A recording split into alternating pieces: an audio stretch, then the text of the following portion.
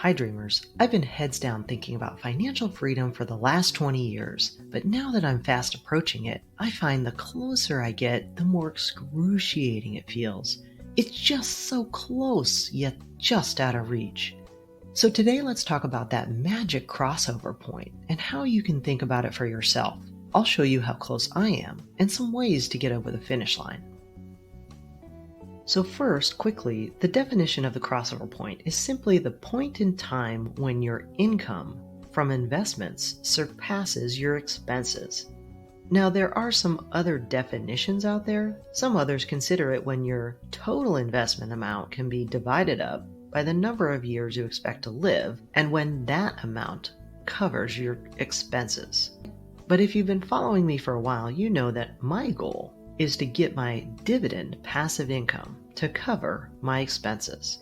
So before we go into detail, let me show you the big picture of how this looks for me. You can see here in 2021, I was nowhere near a crossover point. You can see my normal expenses in yellow are about $7,500 each month, and my actual dividend income for 2021 each month. And so as the year goes on cumulatively, you can see that by the end of the year, my total expenses were around $90,000 and my total passive income was only $51,000. So definitely no crossover point here. Now, as you may have seen in my confessions video, I tried an experiment in 2022 where I wanted to see if I got aggressive with my expenses, if I could achieve that crossover point. And this was the scenario I was hoping for, where my expenses would be more around $5,700 a month, which you can see how that cumulatively amasses in green,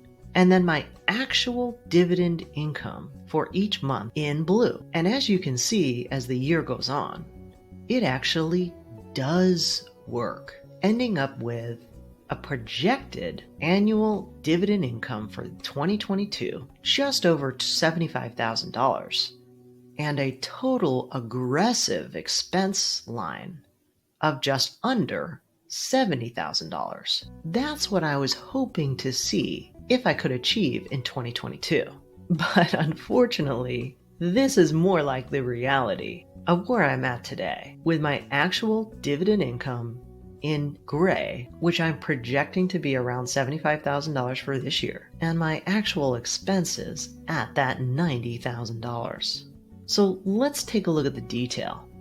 Now, this is where you can start setting up a spreadsheet just like this one to really understand what your crossover point would be in terms of covering all of your expenses. This is what mine looks like as I cover my entire household, which includes 2 people. So I've got a mortgage or rent line here. For me, that's $1,867 a month. I've got a credit card line. My property taxes is $14,016. Car insurance of $92, house insurance of $175, phone and internet of $140, gas, water, trash, power, and then a pretty generous food and grocery amount, and then miscellaneous for yard, health, etc. What I was trying to do in my experiment with my sabbatical in 2022 was to see if I could do 2 things. One, get my expenses down as low as I could get them and see if that was palatable. And the second is to actually start taking dividend income and living off of it, just to see how that feels. And so from an expense perspective, obviously I couldn't change my mortgage. I've already refinanced that down under 3%, so it's as low as it can go. I tried to get my credit card expenses to be $1,000 or less, which that part was very difficult. I didn't make any changes to phone or internet.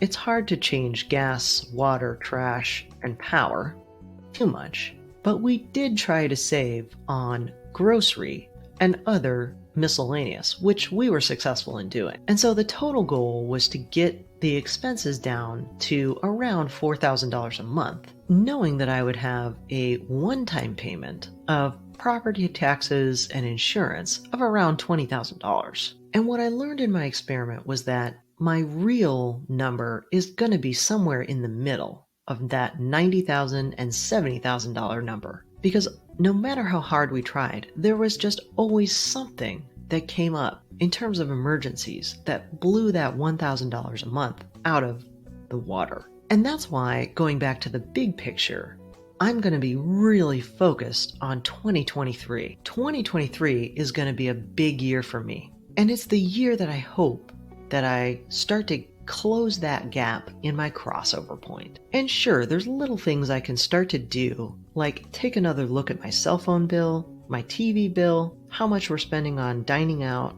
and insurance bills. But I'm sure, like me, when you actually create an expense spreadsheet, you'll find that some of the biggest rocks in the pile are your car and home.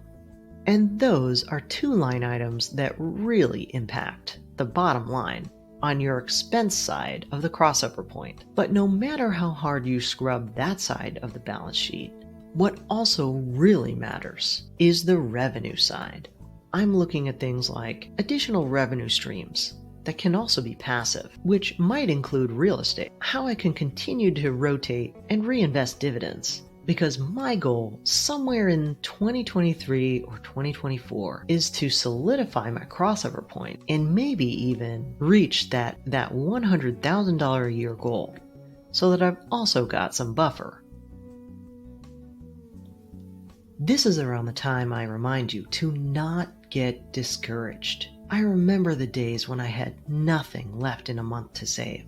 I was frustrated and tired constantly, as you may have seen in other videos. So start getting strategic. What can you do to increase your savings delta every month so you can start building up or accelerating your passive income source? The earlier and more aggressive you can be, the quicker it starts to build. What do you want your free time to look like? What are your goals, and in what time frame? All of your decisions, both on the expense and revenue side, add up to the answer. Well, that's it for today. As always, I encourage you to do your own research, then implement and learn by putting it into practice. As a reminder, I'm not a financial advisor, so keep in mind these videos are for entertainment and inspiration only. I'll see you on the flip side.